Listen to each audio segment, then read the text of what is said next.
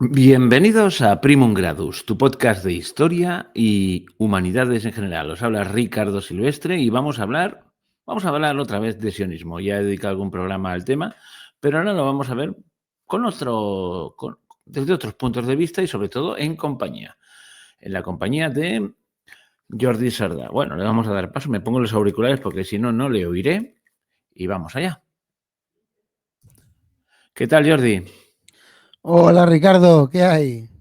Pues nada, pues aquí estamos para darle otra miradita al sionismo, ¿no?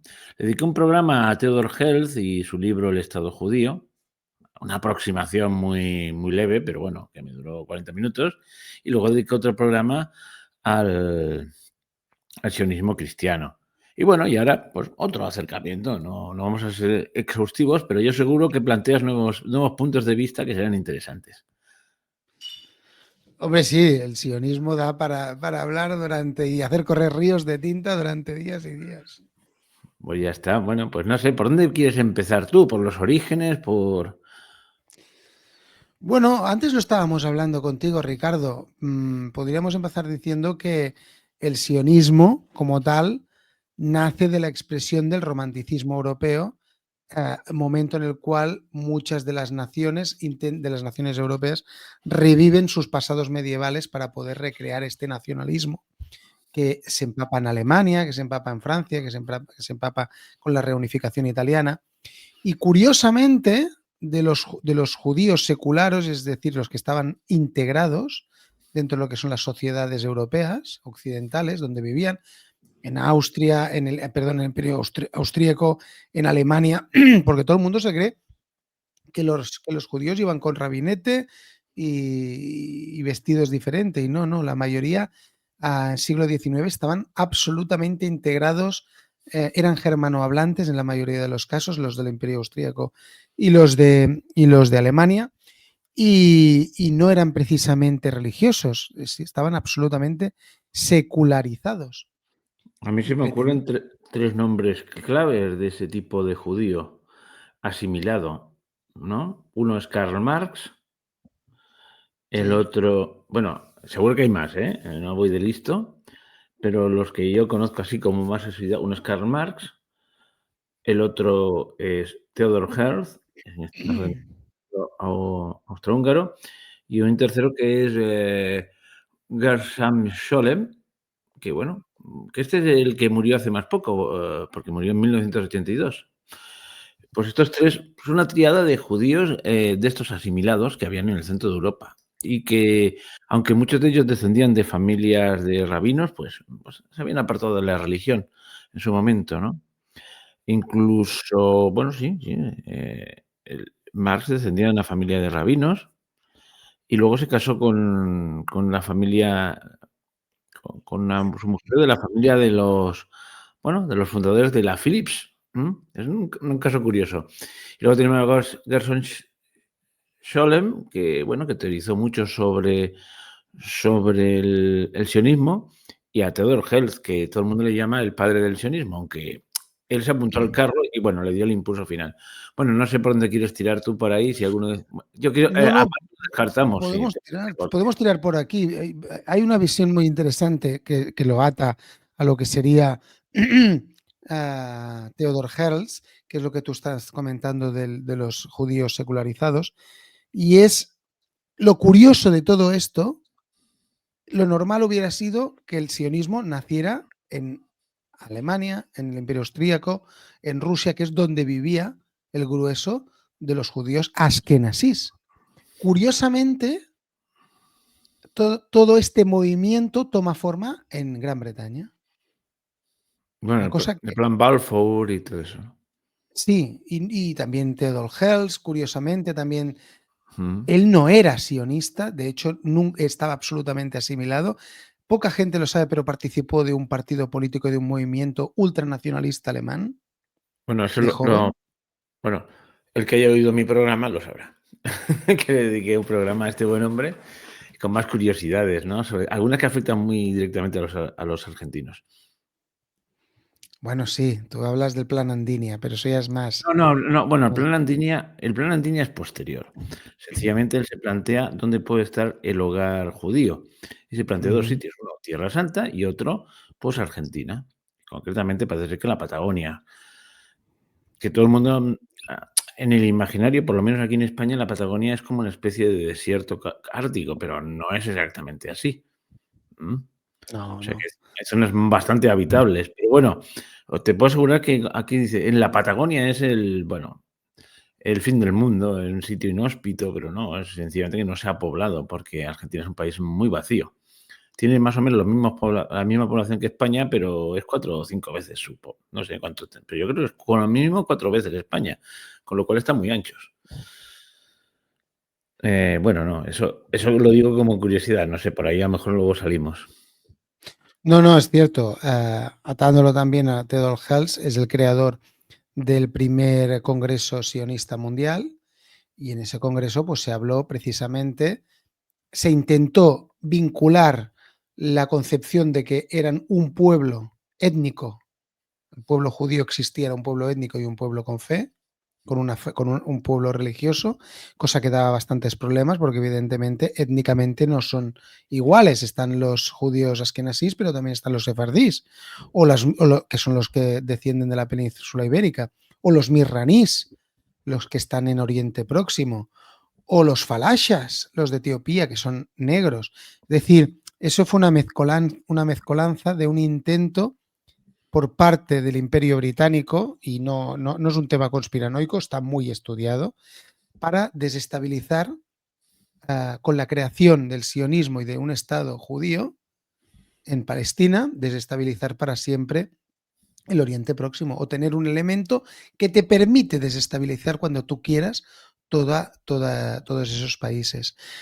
Tú comentabas lo de Argentina, es cierto, en el primer Congreso Sionista Mundial se habló de varios sitios. Uno era Madagascar, otro era Argentina, la Patagonia argentina y la Patagonia chilena, no nos olvidemos. La chilena es riquísima en todo lo que son yacimientos, en pesca, en ganadería. La Argentina, toda la zona de Neuquén, Río Negro, es riquísima en hidrocarburos. Y la otra, pues era crear un Estado judío, recrear un Estado judío en Palestina, que era complicado en esa época y poca gente apostaba por ello. Ahora lo damos por hecho, han pasado unos años y todo el mundo lo da por hecho, pero nadie, casi ninguno de los sionistas apostaban por ello. Se habían hecho intentos, se habían hecho asentamientos en Palestina, pero la población judía era un 1 o un 2% y la población musulmana y cristiana el otro 98%.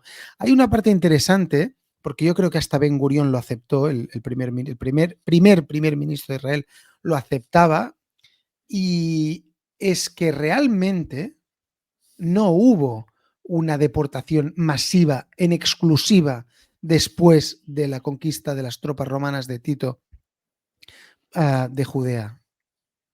Una buena parte del pueblo de Israel se quedó ahí. Otro fue vendido como esclavo, expulsado.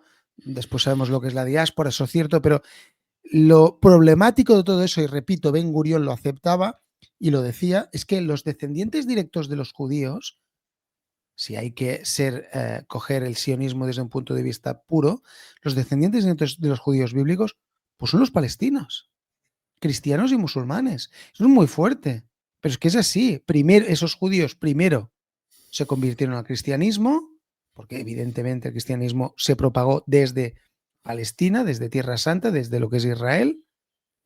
Cristo era judío y predicó a los judíos y convirtió a los judíos mayoritariamente. Por lo tanto, una buena parte de la población de lo que hoy es Palestina, de lo que son los palestinos, eran judíos convertidos al cristianismo, y después una parte se convirtió al Islam con la conquista musulmana.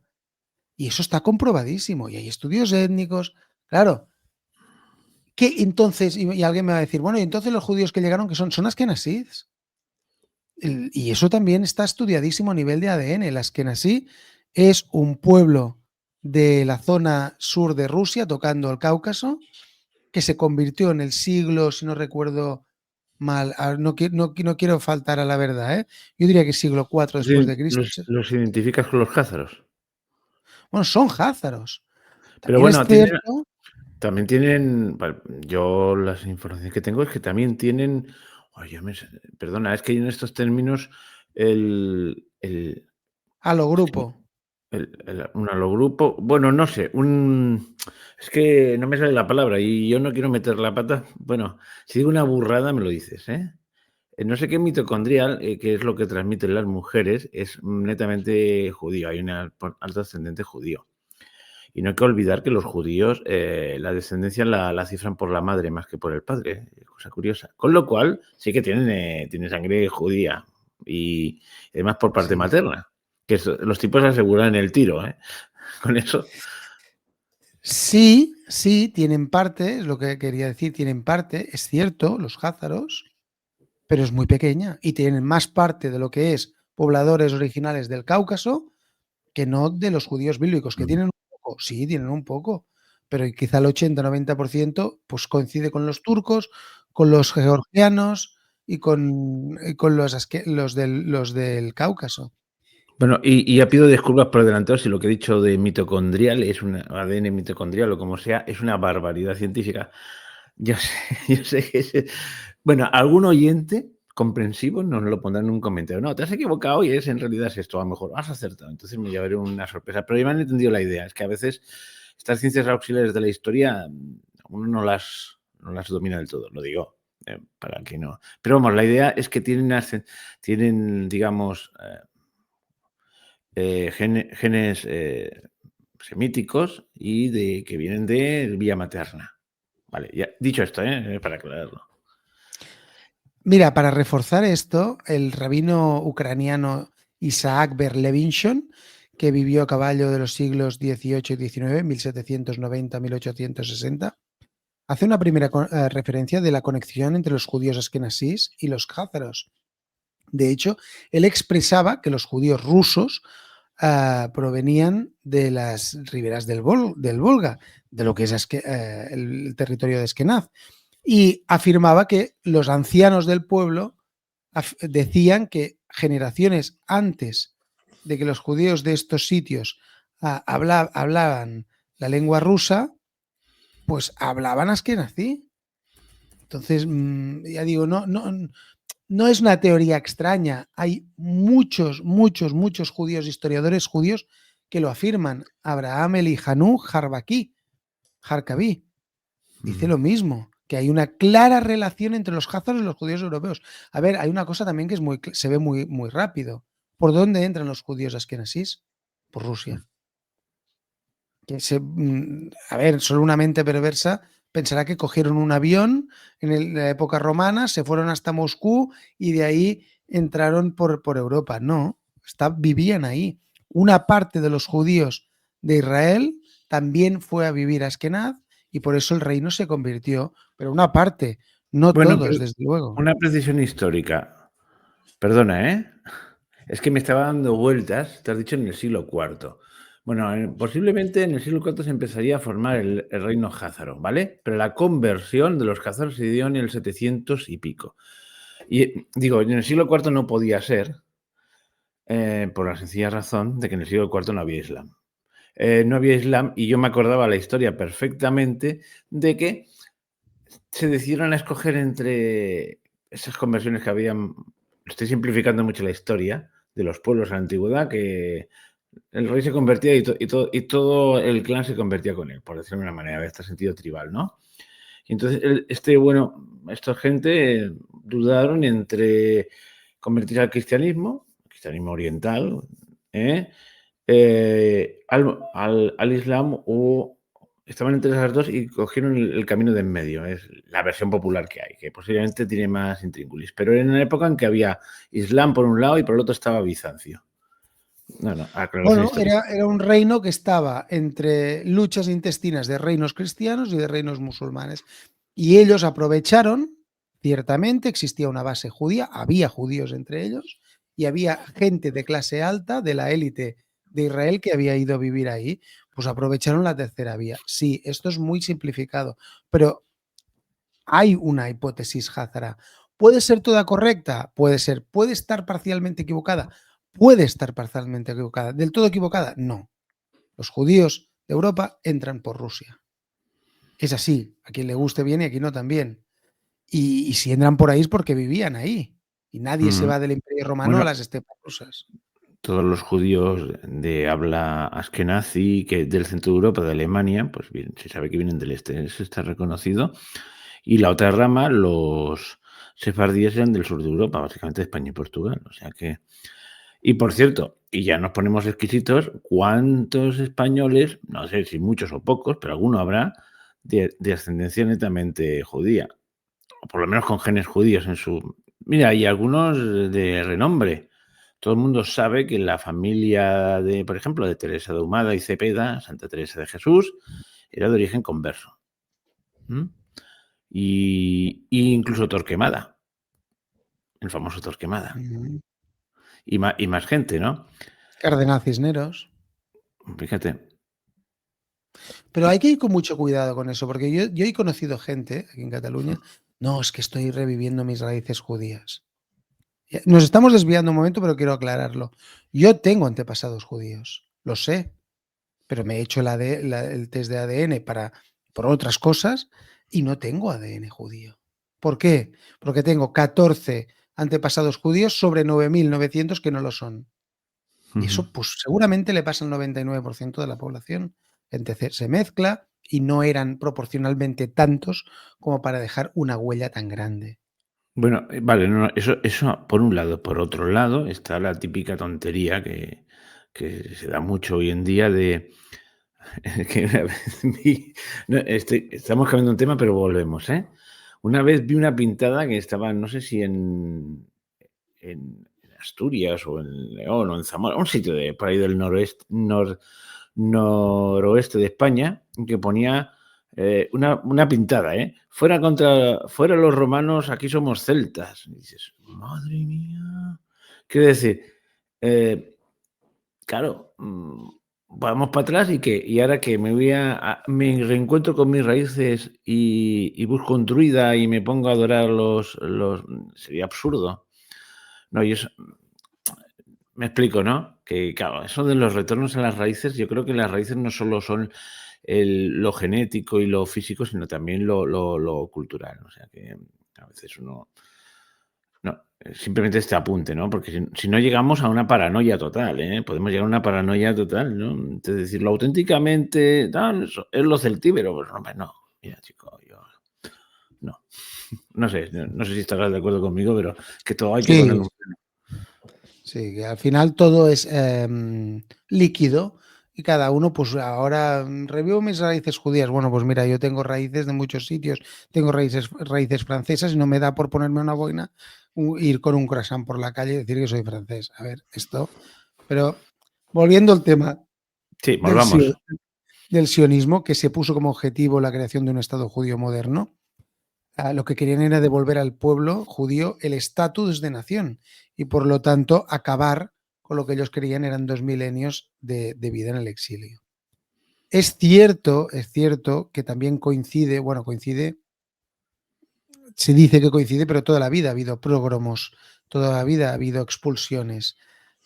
Se da la casualidad que en el siglo XVIII encontraron prógromos en la Rusia zarista, prógromos en el Imperio Austrohúngaro. Está el caso Dreyfus, que según cuenta Theodor Hels, Es el que lo convierte al, sí, al, bueno, al- le conviene la visita a Inglaterra, pero bueno, sí, sí, según él, ver cómo se trata al oficial del ejército francés Dreyfus como traidor a Francia por el simple hecho de ser judío, lo que le hace darse cuenta de sus raíces. El que no era creyente, el que no se consideraba ya prácticamente ni judío. ¿Verdad, mentira? No lo sabemos, pero es cierto que en esa época hay un interés por parte de una serie de banqueros, hay muchos, todo el mundo habla de la familia Rothschild, y es cierto, es una familia de banqueros judíos que tienen ramas en Francia, en el Imperio Austrohúngaro y en Inglaterra, aún hoy en día, una y en familia dividida. Estados Unidos. y en Estados Unidos y en España. Eso no se cuenta nunca. La familia Rothschild se vino aquí, pero la primera generación dijo, con estos no se puede hacer nada, y se largaron. Y eso no es broma, ¿eh? Se largaron. Con los españoles no podemos hacer nada. Y no hay negocio, no hay nada. Y en Estados Unidos también hay. Hay una coincidencia de determinados banqueros que financian los congresos sionistas, financian el movimiento sionista, la publicación y la expansión de este movimiento, que era minoritario y que no era seguido por todo el pueblo judío, ni por mucho menos, y que también de manera artificial empiezan a crear asentamientos en Israel. Para que nos hagamos una idea, son ellos los que crean la aliyá, lo que sería el retorno. Está la primera aliyá, que se da en el año 1881, y la mayoría eran de Europa del Este. Claro, fueron precisamente por lo que estábamos comentando de la violencia que se daba contra las comunidades judías en esas zonas, los prógromos. Ya fueron entre 25.000 y 35.000. Pero estamos hablando de que toda esta gente, porque me gustaría poder ponerle nombre a esto. La primera víctima del sionismo es el pueblo judío. Y eso lo tenemos que tener muy claro. Sionismo es un movimiento de las élites, el cual sigue y a veces se utiliza de la gente pobre. El pueblo judío no era rico, había banqueros, pero el 99% era gente muy, muy, muy, muy pobre. Y son los que van a hacer la primera aliyá. Gente de la calle, gente que no tiene nada.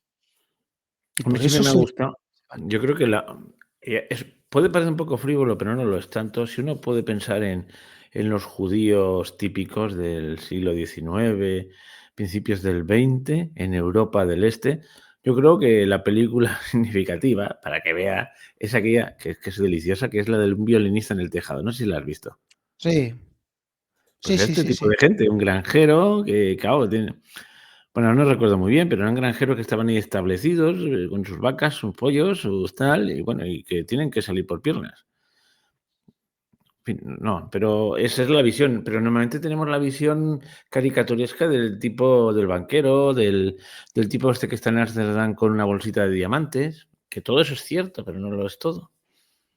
Bueno, en posterioridad es cierto que hubo judíos con dinero, es verdad, pero estamos hablando de las imágenes que tenemos de la Segunda Guerra Mundial. Claro, ya no estaban los de la primera lilla, que eran los más pobres, lo que tú estás diciendo del violinista en el tejado, gente sin nada que perder, por tanto solo podían ganar. Claro, se fueron a unas tierras donde les fueron recibidos con palos.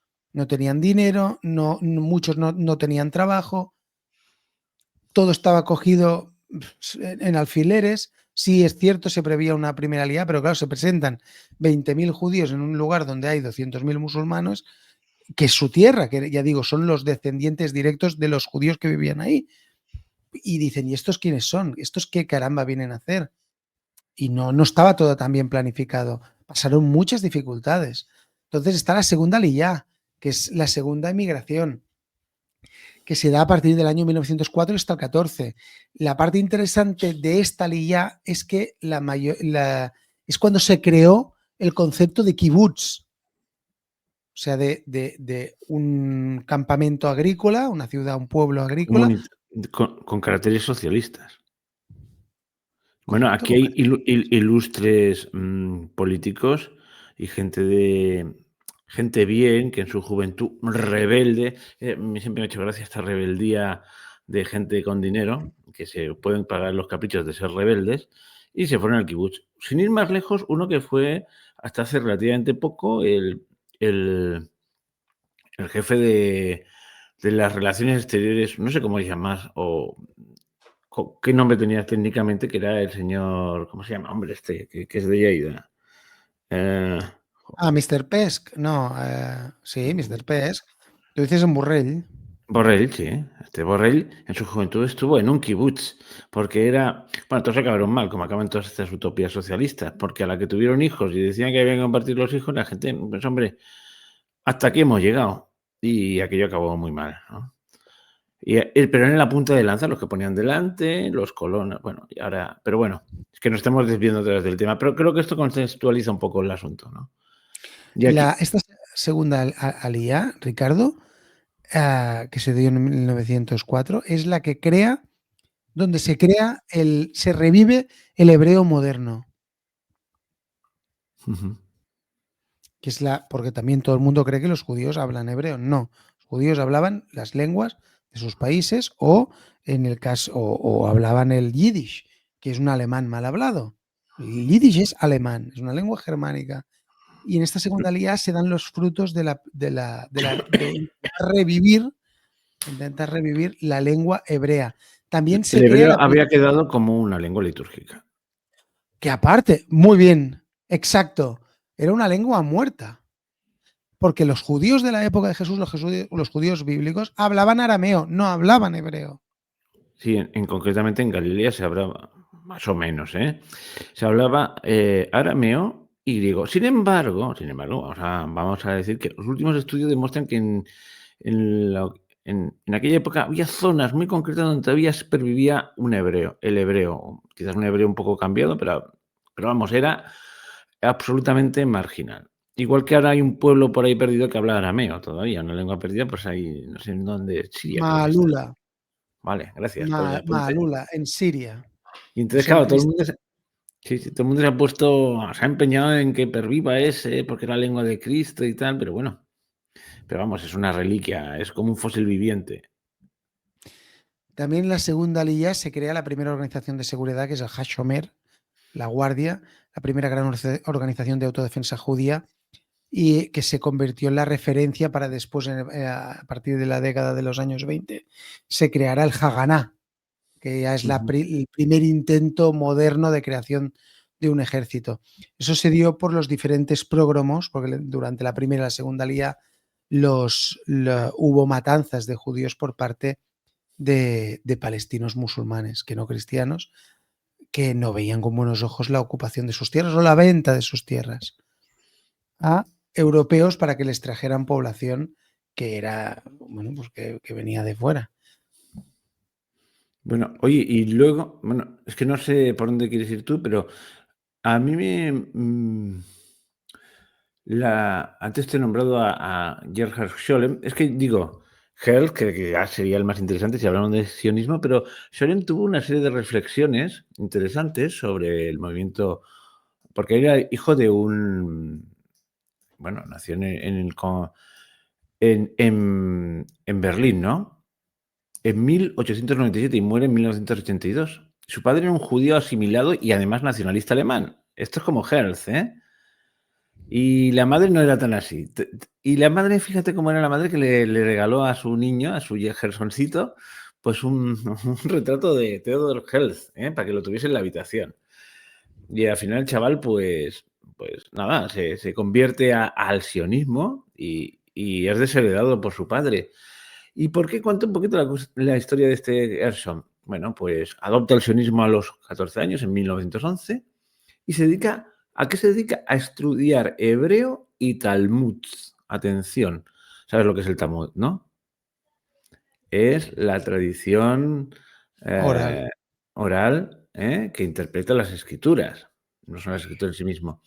Pero él siempre fue un hombre secular, sin embargo, siempre pensaba que el Estado que había que fundar, porque vamos a ver, la tendencia entre lo que tú has dicho era minoritario en aquella época, en estos orígenes. Normalmente los religiosos tradicionales y conservadores, diría, ¿no? Pero yo prefiero decir tradicionales, pensaban que vendría el Mesías y el Mesías tenía que llegar, pero no se le podía forzar la llegada, ¿eh? Ya cuando venga, ya actuaremos. Y él pensaba que esto era una pasividad intolerable. Así que va a Palestina. Bueno, no voy a poner toda su peripecia. Y, y se dedica a estudiar hace estudios muy intensos sobre el mesianismo judío, eh, porque ha habido varios mesías a lo largo de la historia. Y mientras tanto también se inmersión en el estudio de la Cábala. Y bueno, fruto de todo esto, pues hace un estudio muy completo sobre Sabbatai Sevi, el Mesías místico que en el siglo XVII convenció a muchos rabinos de que él era el Mesías. Sabes la historia, ¿no?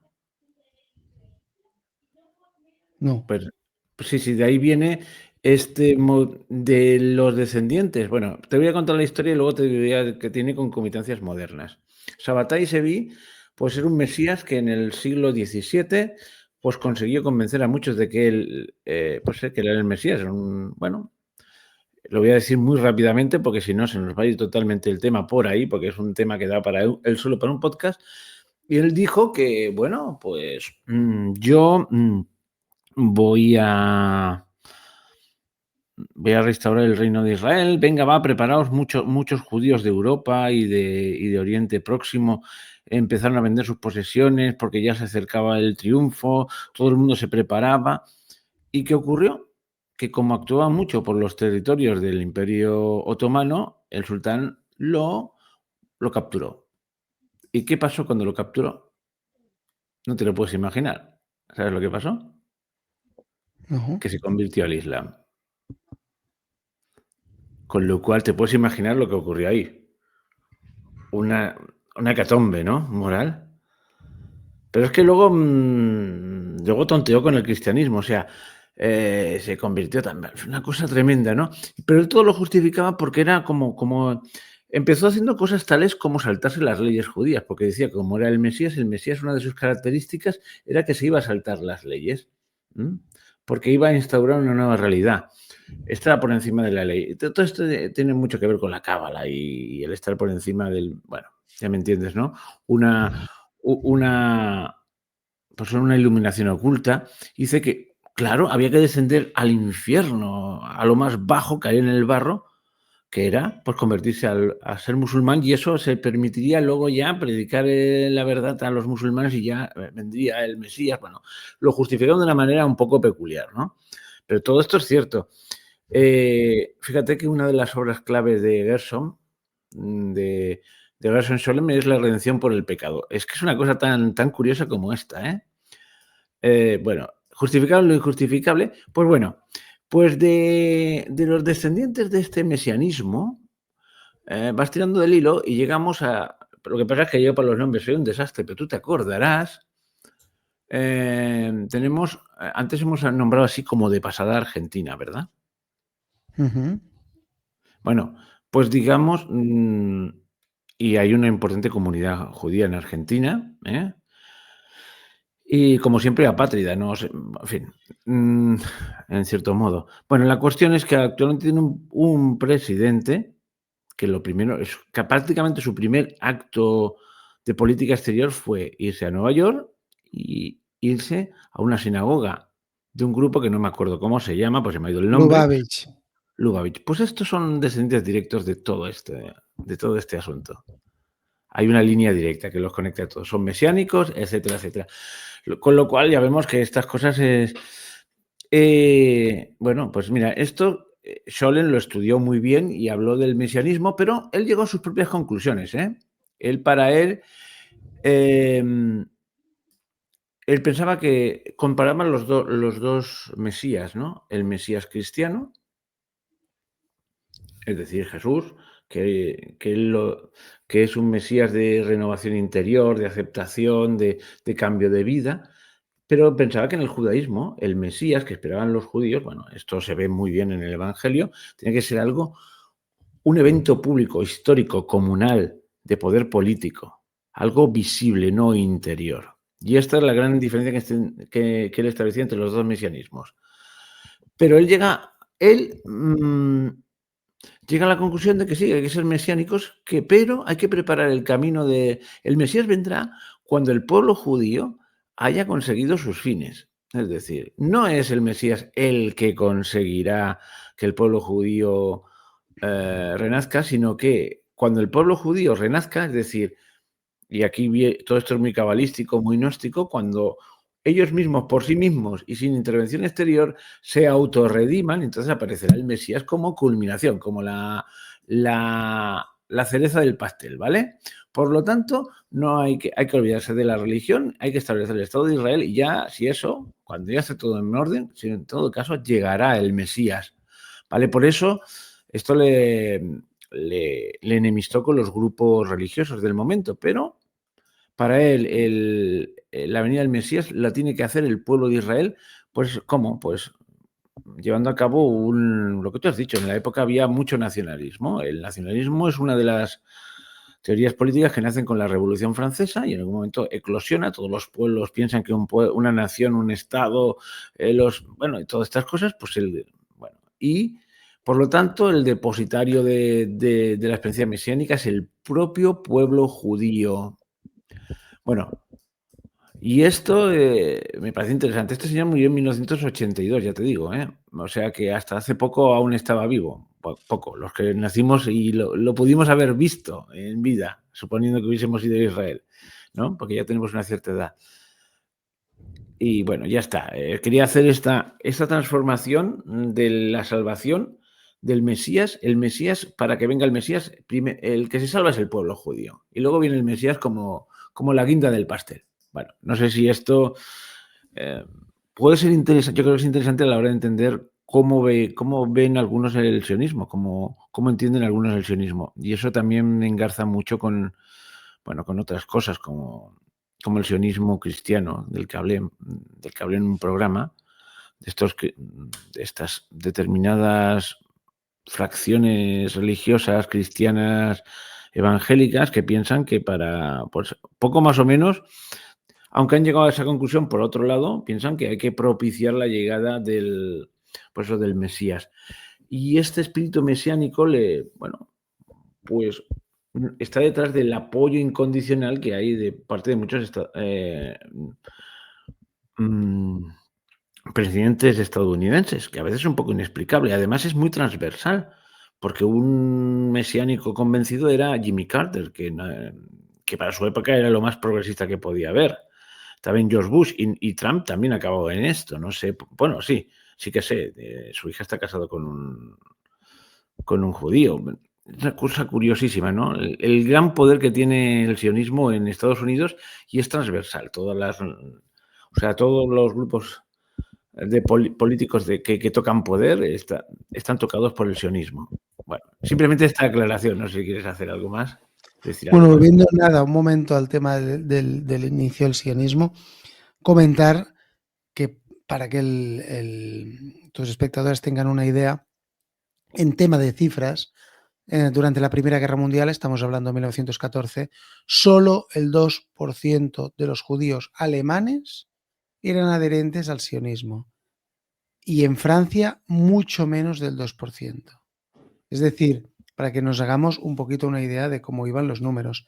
También comentar que el sionismo tiene por desgracia, la oportunidad de poder realizar su sueño después de la Segunda Guerra Mundial. O sea, era imposible, sin pasar por la Segunda Guerra Mundial, que se produjera el retorno o la creación de un Estado judío en Palestina. Imposible. Por aquello Imposible. de la mala conciencia. Bueno, la verdad, después de ser el pueblo sacrificado, porque fue un pueblo sacrificado, yo digo, el pueblo Por eso judío la es mala conciencia. la primera víctima del sionismo, pues después de este... Víctima bueno, los sionistas no lo llevaron a los campos de concentración. ¿Los? Los sionistas, primera víctima del sionismo, digo, no llevaron los sionistas a los campos de No, concentración. pero no, ni mucho menos, pero es cierto que los sionistas sí que llevaron a los primeros pobladores, que eran gente muy pobre. O sea, eran las primeras víctimas que fueron ahí para poder realizar un sueño ideológico. Esa gente lo único que quería era ganarse la vida. No eran idealistas que quisieran recuperar Tierra Santa, no. Buscaban un lugar donde poder criar a sus hijos. Por eso digo que es la primera víctima. De hecho, esto sí que tiene que ver con el sionismo. Seamos claros. ¿Por qué dejan entrar 1 millón de rusos en Israel? Bueno, no todos eran judíos, eso lo sabe todo el mundo. ¿Pero por qué los dejan entrar? Estoy hablando de los años 90. Pues porque necesitaban soldados, porque necesitaban 1 millón de combatientes, porque podían llegar a ser superados por la propia población palestina que vive en Israel y que son entre un 20 y un 25% de la población. Por eso necesitaban 1 millón de rusos con raíces judías, algunos de ellos, otros no. Y son simplemente esto, carne de cañón, combatientes. Y eso lo quería comentar. Lo que tú antes has dicho del sionismo cristiano. Bueno, es que hay muchos sionismos. Está el sionismo socialista, está el sionismo religioso, está el sionismo en general, está el sionismo cristiano. El sionismo cristiano, y ahora no lo sabré explicar, pero del mismo modo que hay transhumanos, transespecies y transvestidos y trans, pues un cristiano que dice que es sionista, pues es un transjudío. No tiene nada que ver. Pero es que nada que ver el cristianismo. Son dos visiones contrapuestas. Sí, nacen del mismo sitio. Bueno, ¿y qué? Son dos visiones contrapuestas de la vida. Y no pasa nada por decirlo. Y no tiene ninguna lógica. ¿Qué es esto? Un cristiano sionista. Pero qué caramba es esto. Esto se da sobre todo en el protestantismo y en los evangélicos por una razón obvia. Porque lo hemos comentado mil veces contigo. Lo que es la reforma protestante a nivel conceptual e ideológico es una rejudeización de la fe cristiana. Solo hay que ir a una misa católica para verlo y compararlo con una misa protestante. Y no estoy diciendo nada peyorativo ni de unos ni de otros. Simplemente a unos les gustará más una cosa, a otros la otra y no pasa nada. Y tan amigos. Pero lo que es el protestantismo es una rejudeización. Y es así de la fe cristiana. Por eso es tan fácil para un protestante, para un evangélico, sentirse sionista. Porque hay una conexión brutal. O sea, un sionista, desde mi punto de vista, me puedo equivocar, pero desde mi punto de vista, un evangélico, un protestante, es un judío 2.0. Y Bueno, con sus matizaciones. con sus matizaciones, evidentemente. Pero bueno, ya no hay la consagración del pan y Bueno, el vino. Ya no existe. efectivamente. Bueno, es que tiene una hermenéutica literal, es decir, una lectura literal de las escrituras, que las lecturas literales de las escrituras tienen el gran problema. ¿Sabes cuál es el gran problema? Que las escrituras, o hay alguien que las interprete, o, vamos a ver, pueden ser contradicciones entre sí, así de claro. O puedes coger un trocito porque a ti te apetece. Bueno, en fin, esto nos haría llegar muy lejos. Creen que Dios no ha revocado sus promesas y por lo tanto los judíos continúan siendo el pueblo elegido de Dios. Que en cierto modo Dios no ha revocado sus promesas. No vamos, eso sí que lo comparten los católicos. Piensan que uno de los signos de los finales de los tiempos será la conversión del pueblo judío, pero el fin no justifica los medios. Bueno, los postulados del sionismo cristiano son 5. Los judíos tienen derecho divino sobre la tierra de Oriente Medio. Derecho divino. Pues ellos lo creen a pies juntillas. 2, que Jerusalén es su capital exclusiva. De ahí que Trump ha dicho que Jerusalén es la capital. El templo judío debe ser reconstruido y esto sí que tiene narices, porque todo lo que conllevaría que reconstruyesen el templo de Jerusalén sería terrible. Porque está justo en el tiempo en donde está la explanada de las mezquitas famosas. Y por otra cosa, Ricardo, a nivel conceptual, porque desde el punto de vista cristiano, católico, todo el mundo sabe que la reconstrucción del tercer templo precede la venida del anticristo, su entronización y la realización de los últimos tiempos, y eso es así. Bueno, pues Cuarta, esa es. venga, que te Cuarto, quedan dos. ellos tienen claro que los árabes son los enemigos del pueblo de Dios, pero claro, con sus más y sus menos, porque, en fin, la política hace extraños amigos de cama, ¿no? Si no, los conciliábulos que hay con Arabia Saudí por parte de Estados Unidos, pese a todo esto. Y quinto, el fin del mundo llegará pronto en la gran batalla de Armagedón. Siempre estas sectas protestantes han estado imbuidas de un fuerte milenarismo, que también se ha dado en la Iglesia Católica. Todo eso parece que solo ellos tienen esos defectos. En la Iglesia Católica también se ha dado, ¿no? Y en los primeros siglos del cristianismo se daba, tanto que San Pablo dijo, el que no trabaje, que no coma, ¿no? Porque, bueno, total, estaba llegando el reino de los cielos, pues yo no, me dedico a la buena vida. No, trabaja, tío. O sea, esto está desde el principio. Bueno, estos cristianos apoyan a Israel, que es el pueblo que rechaza a Jesús como Mesías, que tiene narices, porque piensan que con el restablecimiento del reino de Israel se acelerará la segunda venida de Cristo. O O sea, pero vamos a ver, aunque se acelere, el fin no justifica los medios. Bueno, en fin, es que es una cosa terrible porque es una inmoralidad máxima. O sea, que hay que matar, bueno, en fin. Esperan que en cuanto eso se complete, pues los judíos reconocerán al Mesías y se convertirán en masa al cristianismo. Genial. Por esta razón, algunos los consideran, o los consideramos los tontos útiles del sionismo, ¿no? Y además, esto tiene el problema que desplaza la centralidad de Cristo en la religión por la centralidad del pueblo de Israel. Es que es absurdo, ¿no? Ya se sabe, cuando Cristo muere en la cruz se rasga el velo del templo. O sea, eso es el nuevo pueblo de Israel es pues el pueblo cristiano. Lo cual no significa que Dios haya revocado las promesas, pero así son las cosas. O sea que es una contradicción en los términos. Perdona, es que me he extendido mucho en este tema, pero es verdad. O sea, son los tontos útiles. Es que es más, he visto un discurso de Netanyahu agradeciéndole a sus amigos los cristianos sionistas, sus amigos de interés. Porque, vamos a ver, ellos pretenden que pase todo esto para que tú te conviertas. Y él está diciendo, son los tontos útiles. El concepto de tonto útil lo acuñó originariamente, hasta donde yo sé, Lenin, cuando habían pacifistas contra la guerra, que en principio no es una causa mala, pero decía, me están haciendo el caldo gordo, ¿no? Sí, o sea, el tonto útil es aquel que apoya una causa y que una vez la ha apoyado, cuando esa causa triunfe van a ser arrasados. Es como hay muchos tontos útiles que hoy están a favor del islamismo y que hay que respetar al Islam, y justo esos serían los primeros en caer en caso de que hubiese un régimen islámico. No sé si me he explicado con estos conceptos. O sea, pecan también un poco de irenismo, ¿no? Estos cristianos sionistas, desde mi punto de vista. Bueno, y yo creo que pasamos ya la página, ¿no? De estos. Pero aunque es importante porque hace que entendamos buena parte de la política de Estados Unidos, que es que parece increíble, y yo creo que no solo está este tema religioso, hay otros temas económicos y de influencias, que Estados Unidos tenga que comprometer su política exterior para defender una nación de. ¿Cuántos habitantes tiene? 10 millones de habitantes, vamos. ¿Cuántos? 7,5, 8. Pues imagínate. O sea, como Cataluña.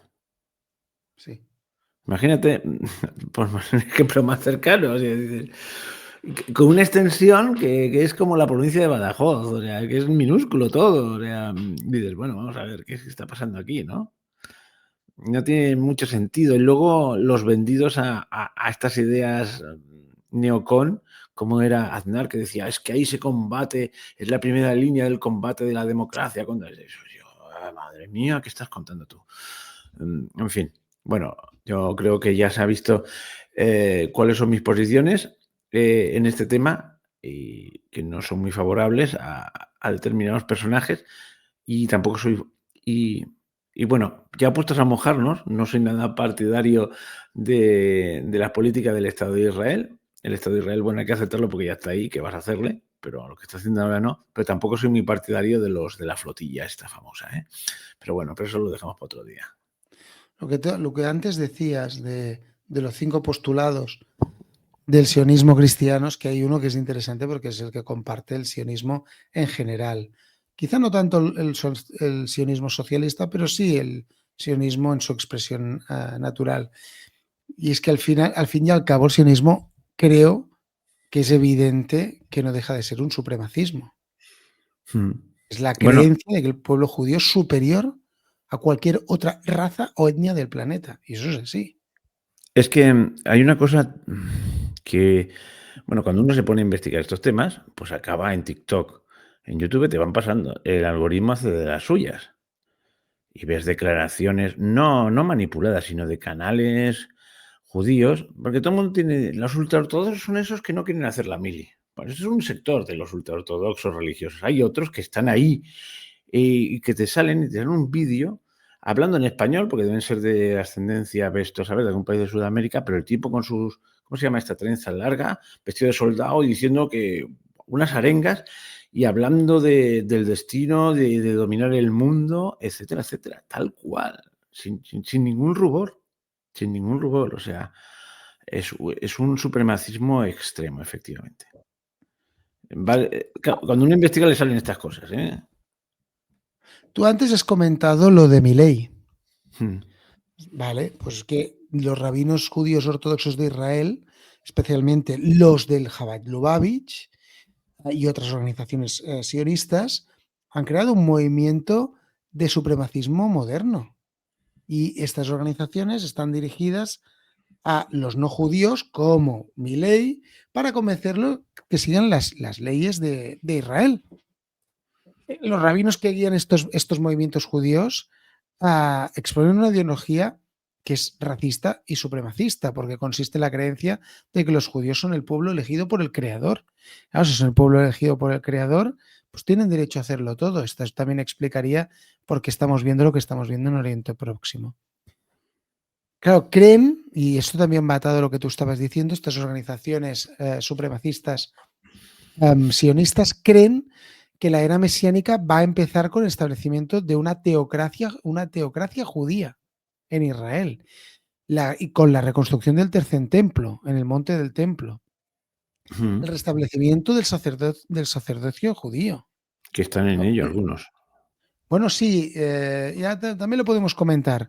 Sí, sí, luego lo comentamos. Este año, este verano, se ha hecho la primera prueba por parte de la recreación de los sacerdotes del templo de matar una vaca roja, que es la que están esperando, para poder resacralizar el templo. O sea, ya se ha hecho el ensayo general y ha funcionado. Tienen las vestimentas, tienen los levís, tienen la Exacto, es vaca. que ha sido todo un rastreo de encontrar familias que sean bueno, vamos a hacer un porque no todo el mundo tiene por qué acordarse o saberlo. En el judaísmo, el sacerdocio está reservado a una de las 12 tribus. Vamos a ver, voy a hacerlo un resumen. Digo, si me permites, habían 12 tribus de Israel. Por decirlo de una manera, hay 10 perdidas. Bueno, más o menos se dice las Sí, tribus sí, perdidas de 10. Israel. Sí, sí, pero habían lo que pasa es que había una tribu que era transversal, que era la tribu de Leví, donde venían los sacerdotes y los servidores del templo. Hay una diferencia entre levitas y sacerdotes, ¿eh? Pero todos venían de la misma tribu y estos no tenían un territorio propio en la tierra prometida, sino que estaban dispersos, tenían unas ciudades, una especie de ciudades francas en cada uno de los territorios. Y básicamente lo que se ha salvado, lo que hoy conocemos como pueblo judío, son la tribu de Judá y la tribu de Benjamín, más o menos, y los levitas que habían entre ellos. Son los descendientes de Aarón, de Moisés y de Aarón. Bueno, pues a base de reconstrucción, porque es un pueblo que ha mantenido sus tradiciones y tradiciones familiares, han reconstruido lo que podían ser las familias sacerdotales y ahí ya las tienen ahí preparadas y están. ¿Y qué otra ventaja tiene como pueblo Israel? Pues que es un pueblo hay tiene leyendas fundacionales, como todos, mitos, etcétera, etcétera, pero sobre todo lo tiene todo escrito. Y entonces las ceremonias están escritas y detalladas, pero de una forma súper minuciosa. Es la parte de las Sagradas Escrituras, cuando la lee un cristiano y llega al Levítico y otras cosas, hace así, en bloque y las pasa. Y yo voy a seguir con la novela de la historia, ¿sabes? Pero para ellos es una parte sustancial, porque dice cómo se tienen que hacer los rituales exactamente. O sea, es con un detalle impresionante. Cómo es el vestido de los sacerdotes, cómo o sea, es todo. eh, ¿Vale? Y entonces, digamos que reconstruir estas cosas la tienen relativamente fácil. Hasta cómo era el arca de la alianza, se sabe cómo era, con los querubines y tal, las dos andas para llevarlas. Bueno, hay, es que es un peñazo. Esa parte del libro, que para un cristiano es un peñazo, para un judío es central, ¿no? Porque habla de ritos y de leyes. Y para ellos eso es central. Nosotros nos fijamos más en la historia de Abraham, de Isaac, de Jacob, de, bueno, estas cosas, ¿vale? No, esto creo que vale la pena aclararlo porque para que la gente entienda lo que estamos diciendo, ¿no?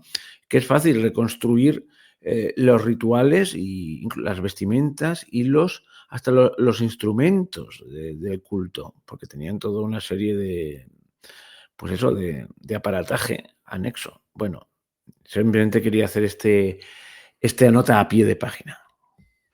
Yo me gustaría aprovechar a comentar algo que tiene que ver también con el sionismo, exactamente el sionismo que estamos viviendo supremacista hoy en estos días, y es algo que explica bastante por qué nos encontramos como nos encontramos así, y es el padre de Netanyahu. De eso se dice poco. Se llamaba Benzion Mileikowski. Perdón, antes que continúes. Lo quería decir antes y se me ha olvidado. Hablabas de Ben Gurión, sí, que originalmente nos llamaba Ben Gurión. Todos estos muchos se cambiaron el apellido. Y ahora me lo has recordado cuando dices Ben no sé qué. Bueno, me explico, ¿no?